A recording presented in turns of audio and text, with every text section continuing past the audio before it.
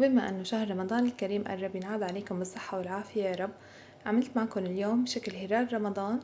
وبفيديو سابق عملت معكم نجمة رمضان، رح أحطلكن إياها بصندوق الوصف. تابعوا معي لحتى تشوفوا كيف عملت الهلال بطريقة كتير حلوة ومرتبة. يلا صلوا على رسول الله وخلونا نبلش الفيديو. عندي هي قطعة الفلين بتجي مبسطة، هي بتشبه الكرتون، فيكن أصلا تستخدموا كرتون مقوى. رسمت الهلال بالصحن بهذا الشكل مثل ما عم تشوفوا. من بعد ما رسمته عندي هاي السكينة بشكل مشرط، إذا بيكون متوفر عندكم مشرط بيكون أفضل. كمان قطعته بهذا الشكل لحتى طالعه من قلب الفلينة.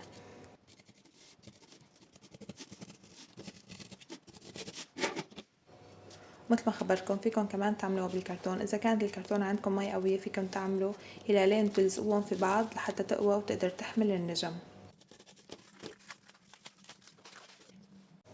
هلا رح يلزمني فرد سيليكون وخيطان صوف، كمان إذا كان متوفر عندكم خيطان قش كمان بيطلع كتير حلو. وبرأس الهلال حطيت السيليكون، ثبت عليه طرف الخيط وبلشت اني انا الفه بهي الطريقة مثل ما عم تشوفوا لحتى وصلت لربع الهلال.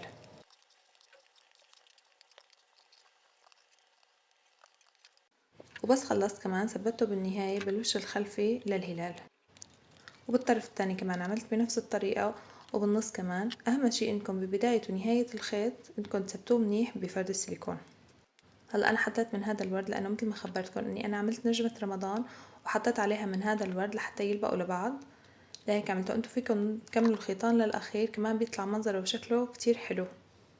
او اذا عندكم ورود او اي شي للتزيين فيكم تستخدموا كمان هاي الطريقة، بيطلع انه شكله حلو ومرتب.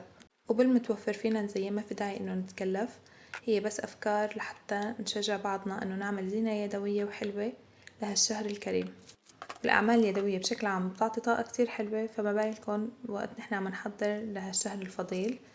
كتير الولاد بتحمسوا وبحبوا بينبسطوا من هاي الأشياء، بنحمسهم لحتى يستقبلوا شهر رمضان بطاقة كتير حلوة. عندي هاي علبة الخرز لبنتي كمان متوفر فيها هدول اللوليات، كمان لزقتهم كمان طلع شكلهم كتير حلو وأعطاها تقل للقطعة. هلا أنا النجوم بنفس طريقة الهلال، نفس الطريقة اللي قصيت فيها. أنا متوفر عندي هدول النجمات فرسمتن عليها، فيكن انتو ترسموها على ايدكم، أنا مو كتير شاطرة بالرسم لهيك استعنت فيهم. قصيتهم كمان بنفس الطريقة وطلعتهم من قلب الفلين. عملتها بمقاسين لحتى يطلع منظرها وشكلها أحلى. وهذا هو الشكل النهائي من بعد ما حطيت عليها الخيطان وحبات اللولو. هلا رح أعمل معكم النجمة الثانية. بلفها من أول طرف لحتى وصل للزوايا، برجع بقلبها وبلفها من الطرف الثاني كمان، وبس أصل للزوايا بوقف لحتى أنا أعمل الزوايا الأربعة، ومن بعدها بلفهم للزوايا، وهيك بتكون صارت عندي جاهزة. هلأ جبت خيط طويل وخيط قصير ضفتهم على النجوم لحتى أعملهم بشكل عشوائي، ما بدي إياهم يكونوا بنفس الطول. بلزقهم منيح، أهم شي إنكم تتأكدوا من اللزق.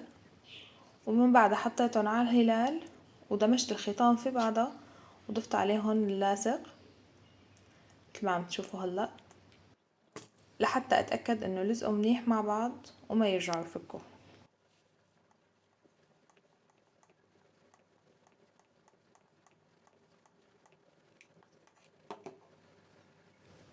ومن نفس الخيطان عملت لها هاي العلاقة بثبتها كمان بالسيليكون.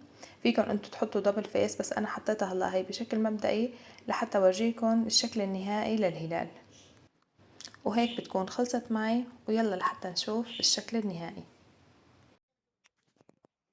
وهذا هو الشكل النهائي للهلال، شوفوا له قديش طلع حلو ومرتب، عن جد طلع كتير كتير حلو. عندي هذا كمان سلك الإضاءة ضفته حواليه لحتى فرجيكم كيف رح يطلع. طبعا انا حطيته هيك بشكل مبدئي بس لحتى فرجيكم اياه كيف شكله النهائي.